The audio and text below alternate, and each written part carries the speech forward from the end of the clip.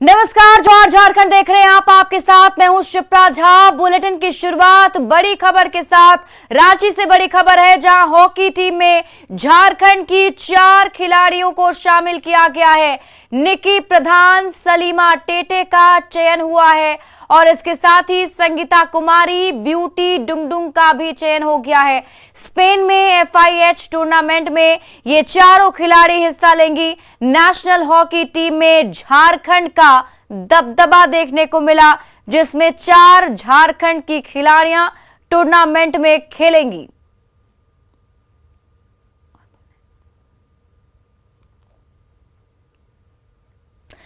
तो hockey team में झारखंड की 4 खिलाड़ी को जगह मिला है। आपको बता दें कि निक्की प्रधान और सलीमा टेटे को इसमें शामिल किया गया है और इसके साथ ही संगीता कुमारी और ब्यूटी डुंगडुंग भी इस टीम में शामिल हो चुकी हैं, जो स्पेन में होने वाले FIH टूर्नामेंट में खेलेंगी। यानी इस बार अगर आप देखें तो नेशनल हॉकी में झारखंड का दबदबा देखने को मिल रहा है, जहां झारखंड से 4 खिलाड़ी टूर्नामेंट खेलती नजर आएंगी। झारखंड के मुख्यमंत्री हेमंत सोरेन को ईडी ने एक बार फिर से पूछताछ के लिए समन भेजा। उन्हें 17 नवंबर को रांची के ईडी दफ्तर बुलाया गया है। ईडी ने पहली बार 1 नवंबर को मुख्यमंत्री हेमंत सोरेन को समन भेजकर पूछताछ के लिए 3 नवंबर को हाजिर होने को कहा था, पर मुख्यमंत्री हेमंत सोरेन उस दिन हाजिर नहीं हुए और व्यस्त कार्यक्रम का हवाला देकर 3 सप्ताह का समय मांगा। पर ईडी ने 3 सप्ताह का समय देने की बजाय पूछताछ के लिए 17 नवंबर को बुला लिया है। ऐसे मामलों में ईडी 3 बार समन जारी करती है, फिर भी संबंधित शख्स हाजिर नहीं होता है तो जांच एजेंसी कोर्ट से गुहार लगा सकती है। कहा जा रहा है कि अवैध खनन, मनी लॉन्ड्रिंग और सहयोगियों पर लगे आरोपों को लेकर मुख्यमंत्री हेमंत सोरेन को समन जारी किया गया है।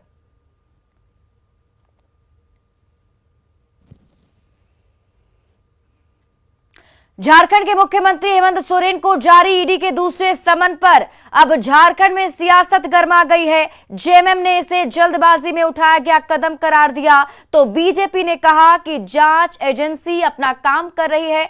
मुख्यमंत्री हेमंत सोरेन आखिर ईडी के सवालों से क्यों भाग रहे हैं? पूछताछ से तो भाग नहीं रहे हैं, उन्होंने तो समय मांगा था।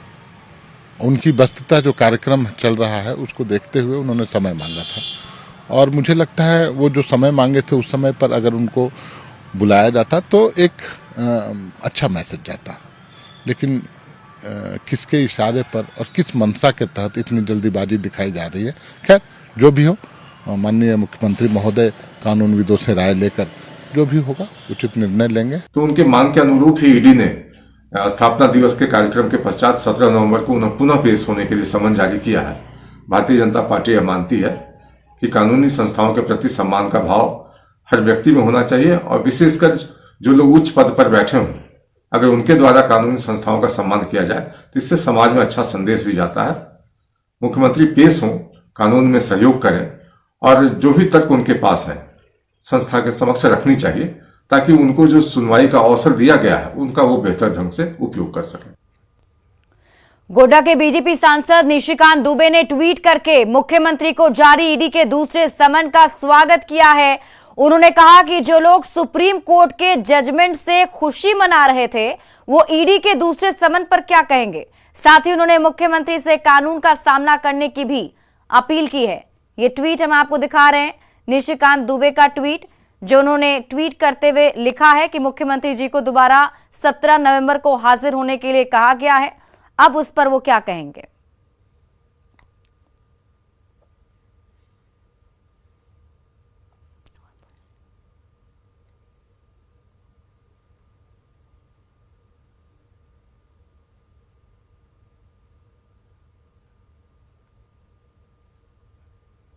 दुमका के मुरगुनी गांव में मुख्यमंत्री हेमंत सोरेन ने मसलिया रानीश्वर मेगा लिफ्ट सिंचाई परियोजना का शिलान्यास किया। 1313 करोड़ रुपए खर्च करके 3 साल में ये योजना पूरी होगी और इससे रानीश्वर और मसलिया प्रखंड के 22,000 हेक्टेयर खेतों तक पानी पहुंचेगा। मुख्यमंत्री हेमंत सोरेन ने जनसभा को संबोधित करते हुए कहा कि उनकी सरकार गांव-गांव में विकास की किरणें पहुंचाने की कोशिश कर रही है, पर विपक्षी दल झारखंड के विकास की रफ्तार बर्दाश्त नहीं कर पा रहे हैं।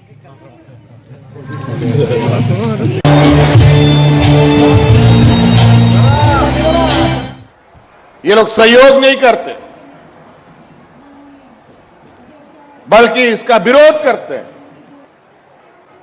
अभी देखिए गांव-गांव शिविर लग रहा है, कोई विरोधी का लोग और कार्यकर्ता उसमें आकर के ग्रामीणों को सहयोग नहीं करता।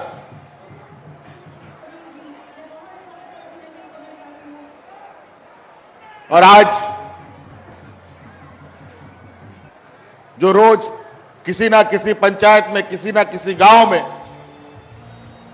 शिविर लग करके लोगों को फायदा पहुंचाया जा रहा है, इसको देखकर विपक्षों का पेट में दर्द हो गया है। और पेट दर्द का ध्यान भटकाने के लिए ये लोग धरना प्रदर्शन करना लगा है, जोर जोर से चिल्लाने का और भाषण दे रहा है ताकि उन लोगों का पेट दर्द उन लोगों को बुझाए ना। धनबाद के बाघमारा ब्लॉक में गठबंधन सरकार की लूट खसोट के खिलाफ बीजेपी कार्यकर्ताओं ने महाधरना दिया। बाघमारा के बीजेपी विधायक ढुल्लू महतो ने जनसभा को संबोधित करते हुए कहा कि हेमंत सरकार के कार्यकाल में खनिज संपदा की लूट खसोट मची हुई है, पर पुलिस और प्रशासन मूक दर्शक बनी हुई है। जल जंगल जमीन का नारा देकर उन्होंने मुख्यमंत्री बने। क्या अभी जिस प्रकार से झारखंड में लूट मचा हुआ, बालू का, लोहा का, कोयला का, अबरक का, क्या ये उनके कथनी और करनी में अंतर नहीं है? 15 नवंबर को शाम 4 बजे 100 कांग्रेस नेताओं का काफिला रांची से महाराष्ट्र के लिए निकलेगा और ये सभी नेता सड़क मार्ग से महाराष्ट्र के अकोला में कांग्रेस नेता राहुल गांधी की भारत जोड़ो यात्रा में शामिल होंगे। प्रदेश अध्यक्ष राजेश ठाकुर ने भारत जोड़ो कार्यक्रम के प्रभारी से 100 नेताओं के शामिल होने के लिए अनुमति भी मांगी है। देखना है वहाँ कितने लोगों को उसमें एंट्री मिलती है, तो वो हमने परमिशन मांगा है। अब वो जब परमिशन मिलेगा तो उस हिसाब से हम लोग लगभग 100 की संख्या में जो 100 यात्री जाने के लिए। रांची के बिरसा मुंडा एयरपोर्ट पर योग गुरु बाबा रामदेव का जोरदार स्वागत किया गया। बाबा रामदेव निजी कार्यक्रम में शामिल होने के लिए रांची पहुंचे हैं। इस मौके पर वो मुख्यमंत्री हेमंत सोरेन से भी मुलाकात कर सकते हैं। योग गुरु बाबा रामदेव रांची के आचार्य कुलम स्कूल में रात्रि विश्राम करेंगे। एयरपोर्ट पर बाबा रामदेव ने मीडिया से कहा कि देश बेहतर दिशा में आगे बढ़ रहा है। केवल एक बीजेपी की बात है, चाहे वो अलग अलग स्टेट्स में अलग अलग सरकारें हैं, चाहे केंद्र सरकार है, कोरोना काल से लेकर के उससे पहले काल में भी अलग अलग आर्थिक, सामाजिक, राजनीतिक, धार्मिक, सांस्कृतिक चुनौतियों के बावजूद भारत अच्छी दिशा में आगे बढ़ा। गुमला बाईपास के सिलम एरिया से भदौली पंचायत की पूर्व मुखिया रेणु कुमारी का शव मिला। शव पर चोट के निशान मिले हैं। परिजनों ने हत्या की आशंका जताई है। परिजनों की मांग पर शव के पोस्टमार्टम के लिए मेडिकल बोर्ड का गठन किया गया। पूर्व मुखिया रेणु कुमारी मंगलवार को स्कूटर से निकली थी। इसके बाद से उसका अता पता नहीं था। मामले की जांच चल रही है। बात हुआ था 5:30 बजे जैसा, तो बोला जुमला में है। किन से बात हुआ था? फिर बाद में तो 7-8 बजे लगाए तो सुइजो खाने लगा।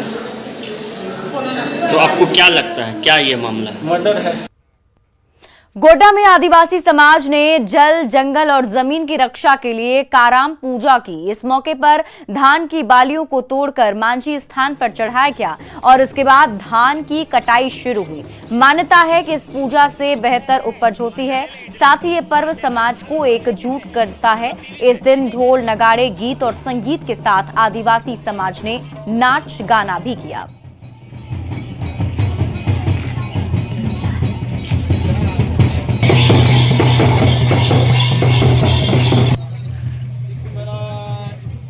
फसलें और बेहतर उपजे, इसकी वजह से ये कराम पूजा आप देखिए कि यहाँ जो ग्रामीण है उनके द्वारा किया जाता है। अलग अलग भेष में जो है लोग यहाँ तैयार होते हैं, ढोल नगाड़े के साथ भगवान की पूजा अर्चना, जो आदिवासियों का भगवान है उसकी पूजा अर्चना की जाती है। संथाली समाज के अनुकूल बुलाते हैं, जो इसमें नाच गान इस चीज के लिए बता पाएगा उसी को हम लोग सर्वप्रथम मानते हैं। और वही क्रिया होता है। हाँ, वो क्रिया होता है, मतलब कि प्रकृति को बचाने का, प्रकृति को बचाने के लिए। तो शायद इस वजह से कहा जाता है कि आदिवासी जो है वो प्रकृति को बचाने का प्रयास करते हैं और एक ऐसा समुदाय है जो लगातार प्रकृतियों के लिए पूजा करता है और उसी प्रकृति की पूजा एक यहाँ कराम पूजा जो है आदिवासियों के द्वारा यहाँ की जा रही है। गौरव झा, न्यूज़ 18। धनबाद के डुमरा में retired civil surgeon doctor Suresh Sinha के शव को उनकी 4 बेटियों ने कंधा दिया। धनबाद की सड़क पर उनकी शव यात्रा निकली तो हर किसी की आंखें भर आई। डॉक्टर सुरेश सिन्हा गिरिडीह के सिविल सर्जन के पद पर रिटायर हुए थे। तब से वो धनबाद में रह रहे थे। किडनी की बीमारी के चलते धनबाद के अशरफी अस्पताल में उनका हर महीने डायलिसिस होता था। वहीं इलाज के दौरान उन्होंने अंतिम सांस ली। धनबाद से लिलोरी तक शव यात्रा निकली। भाई रमेश सिन्हा ने शव को मुखाग्नि दी। झारखंड सरकार 1.5 लाख से ज्यादा कॉन्ट्रैक्ट कर्मचारियों को स्थायी नौकरी देने पर विचार कर रही है और इस पर मुहर लगी तो कॉन्ट्रैक्ट पर काम कर रहे कर्मचारियों की लॉटरी लग सकती है।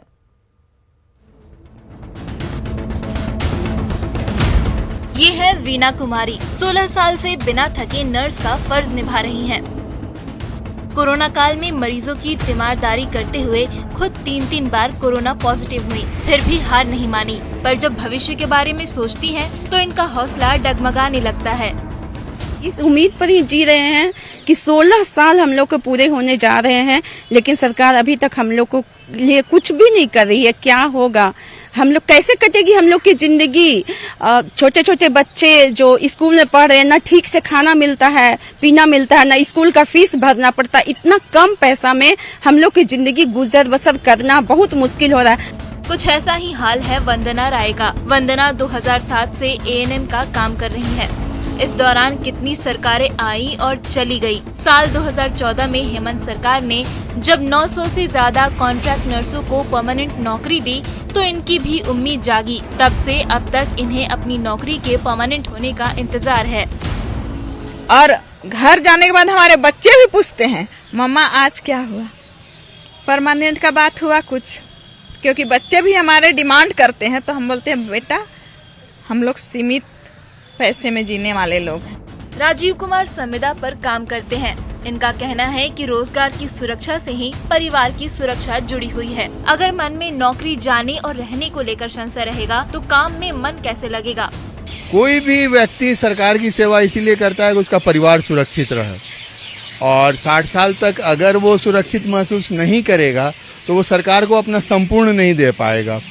जो अपेक्षा रखती है कि सरकार मेरे साथ काम करने वाले लोग मेरे को अपना संपूर्ण दे, तो वो देने के लिए सरकार को भी उसके कर्मचारी के प्रति सोचना तो धर्म बनता है।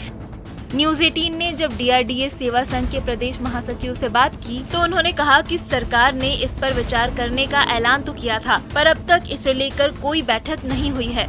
इंक्रीमेंट का लाभ दिया जाए, ये सारी सुविधाएं हम लोग को भी मिले। और अभी हम लोग पास तो अपडेट यही है कि संविदा कर्मियों के बारे में फैसला लिया जाएगा, लेकिन ये केवल हम लोग सुन रहे हैं। अभी तक हम लोग को कोई ऐसा नहीं है कि ऐसा उम्मीद है कि अभी मिलेगा, लेकिन सरकार बोल रही है कि ऐसा करेंगे। लेकिन और एक कमेटी भी बनी थी जिसकी आज तक बैठक नहीं हुई। सरकार के ऐलान के बाद से कॉन्ट्रैक्ट पर काम कर रहे लोगों की उम्मीदें बढ़ गई हैं। देखना ये होगा कि सरकार इनकी आस कब तक पूरी करती है। Avinash Kumar, news 18, Ranchi. Captain cool Mahendra Singh Dhoni एक बार फिर झारखंड के सबसे बड़े व्यक्तिगत करदाता बने हैं। उन्होंने एडवांस टैक्स के रूप में 17 करोड़ रुपए जमा किया, जो पिछले साल से 4 करोड़ ज्यादा है। ये दरवाजा है झारखंड के सबसे बड़े इनकम टैक्स पेयर, भारतीय क्रिकेट टीम के सबसे सफल कप्तान कैप्टन कूल महेंद्र सिंह धोनी का, जिन्होंने 17 करोड़ रुपए का एडवांस टैक्स जमा किया है और इसके साथ ही वो झारखंड के सबसे बड़े टैक्स पेयर बन गए हैं। अच्छा लगता है, प्राउड फील होता है कि वो हमारे झारखंड के हैं और वो हर साल की तरह हमेशा वो सबसे ज़्यादा टैक्स पे करते हैं। तो ये हम लोगों को प्राउड फील होता है और एक इंस्पिरेशन मिलता है कि हम लोगों को भी उनके जैसा करना चाहिए। राज्य के वित्त मंत्री रामेश्वर उरांव ने धोनी की तारीफ करते हुए कहा कि लोगों को धोनी से सीख लेनी चाहिए। टैक्स दिए हैं, सबसे ज्यादा दिए हैं, तो वित्त मंत्री के रूप में मैं उसकी प्रशंसा करता हूँ। वाकई धोनी ने जो किया वो तारीफ के काबिल है, पर आपके जहन में ये सवाल तो उठ रहा होगा कि क्रिकेट से रिटायर होने के बाद भी आखिर धोनी की कमाई इतनी ज्यादा कैसे है कि वो करोड़ों का टैक्स भर रहे हैं। धोनी क्रिकेटर के साथ साथ अच्छे बिजनेसमैन और इन्वेस्टर भी हैं। धोनी ऑर्गेनिक खेती भी करते हैं। मीडिया रिपोर्ट्स की माने तो रांची में अपने खेत की उपज वो दुबई तक एक्सपोर्ट करते हैं। धोनी अब भी कई कंपनियों के ब्रांड एम्बेसडर हैं। उन्होंने खाता बुक ऐप के स्पॉन्सर होने के साथ साथ इसमें निवेश भी किया है। धोनी कई कंपनियों के एड फिल्म्स में भी अभिनय करते हैं। धोनी ने पिछले साल पहली छमाही यानी कि अप्रैल से अक्टूबर 2022 तक के लिए 13 करोड़ रुपए बतौर एडवांस टैक्स चुकाए थे। अनुमान लगाया जा रहा है कि इस वित्तीय वर्ष के अंत तक उनकी आय में लगभग 30% की बढ़ोतरी दर्ज की जाएगी। 30% की फीसदी यानी उसका जो अनुमान बताया जा रहा है कि उनकी आमदनी पिछले वर्ष की तुलना में 30% बढ़ी है। जाहिर है धोनी का जो मार्केट रेट है उछाल पर है और सबसे बड़े व्यक्तित्व करदाता के रूप में धोनी एक बार फिर सामने आए हैं। संजय कुमार सिन्हा, न्यूज़ 18 रांची। रांची में जेएससीए के टेनिस कोर्ट में कैप्टन कूल माही ने दनादन शॉट मारे और सेमीफाइनल जीतकर फाइनल की ओर कदम बढ़ा दिया। उनके प्रशंसक उनका मैच देखकर खुशी से नाच पड़े। क्रिकेट के बल्ले से चौके और छक्कों की बरसात करने वाले सबके प्यारे माही ने टेनिस की रैकेट क्या थामी, दनादन शॉट लगने लगे और विरोधी टीम के पसीने छूटने लगे। मौका था जेएससीए टेनिस चैंपियनशिप का, जिसके डबल्स मुकाबले के सेमीफाइनल मैच में माही ने अपने साझीदार सुमित बजाज के साथ शानदार शुरुआत की। एक के बाद एक शॉट लगाते रहे और दूसरी ओर खड़ी शशि और राजेश की जोड़ी पर दबाव बनाते रहे। आखिरकार जीत माही की ही हुई। मैंने जैसा कि बताया कि धोनी जी के साथ खेलना, मैं कह रहा हूं कि उनके विरुद्ध नहीं बल्कि उनके साथ खेलना, इसको मैं मानूंगा कि उनके साथ खेल रहा था। ये अपने आप में एक गर्व का विषय है और समस्त दर्शकों के लिए भी ये एक मैटर ऑफ एग्जाम्पल है। देखिए डिफरेंस क्या है, उनका बॉल का जो आई कांटेक्ट है वो हम लोग से बेटर है, इसीलिए आप देख रहे होंगे नेट में उनका गेम बहुत बेटर था। वो बॉल को बहुत पहले पढ़ लेते हैं कि मेरे को कहाँ जाके ड्रॉप करना है बॉल को। पैनी निगाहें और दमदार शॉट। जी हाँ, माही को अब तक आपने क्रिकेट के ग्राउंड पर दौड़ते भागते और रन बनाते देखा होगा, पर वही माही जब टेनिस कोर्ट पर उतरे तो उनका वही फुर्तीला अंदाज यहाँ भी देखने को मिला। सर्विस के लिए जैसे ही गेंद हवा में उछाली, उसे रैकेट से उछालने में थोड़ी भी देर नहीं लगाई। तभी विरोधी टीम ने जैसे ही गेंद वापस भेजी, माही ने उसे भी ठिकाने लगा कर ही दम लिया। क्रिकेट पिच के बाद टेनिस कोर्ट पर दमखम लगाते माही को देखकर उनके फैन की खुशी का ठिकाना नहीं रहा। Mahi, we all love you and we are very proud of you that you have brought Ranchi, our Shamli's name all over the world. Before nobody else knew Ranchi. जब भी हम क्रिकेट खेलते थे जिस पिच पे ये भी खेल खेल के बड़ा हुआ है, टंकी वाली पिच एंड डीएवी स्कूल, हम उसको अपने ईंटों से हाथों से बनाते थे। धोनी मतलब हर स्पोर्ट्स में, मतलब यार मैं तारीफ के लिए शब्द नहीं है उनके लिए, अब नो स्पीचलेस यार। मतलब धोनी ऐसा खेलते हैं। नेट के पास खेलना बहुत चैलेंजिंग होता है क्योंकि नेट के पास खेलना बॉल बहुत ज़्यादा स्पीड में होते हैं और चांसेस रहता है बॉल ज़्यादा से ज़्यादा छूटने का, पर तब भी धोनी से सारे बॉल ले लेते हैं। क्रिकेट के पिच पर रन के प्यासे रहे माही टेनिस कोर्ट में भी एक एक पॉइंट के उतने ही प्यासे दिखे। कभी शॉट लगाने के लिए दौड़ते भागते दिखे तो कभी विरोधी टीम के हमले को निष्प्रभावी बनाने के लिए दमखम लगाते दिखे। आप देख रहे हैं कि धोनी जो हैं किस तरीके से टेनिस खेल रहे हैं और टेनिस खेलने के साथ साथ जो उनका अंदाज है वो अंदाज बताता है कि स्पोर्ट्स कोई भी हो, धोनी का नाम जुड़ जाए तो खेल का जो कह सकते हैं कि अंदाज बदल जाता है, खेलने का तरीका बदल जाता है और वही आज धोनी का सेमीफाइनल में देखने को मिल रहा है। संजय कुमार सिन्हा, न्यूज़ 18 रांची।